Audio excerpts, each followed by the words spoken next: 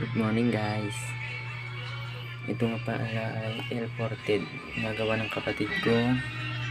Broadway po yung laman niya. Sa mga gusto kong gumawa ganito, ito po yung mga sukat niya. Yung sa may lagayan ng speaker is 20 by 22. Pwede naman siguro sa 20 yan. 20 by 20. Tapos yung haba ng likod niya 26. Tapos kung gusto nyo baan guys, pwede naman mga 30 ganun. Tapos yung kanyang lapad ay 22.5. Tapos may taas siya na 33 yung taas.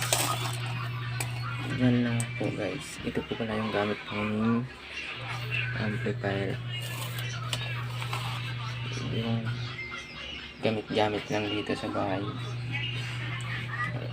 Yan po yung gamit namin.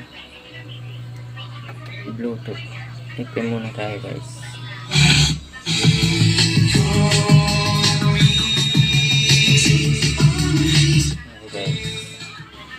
Okay na rin siya.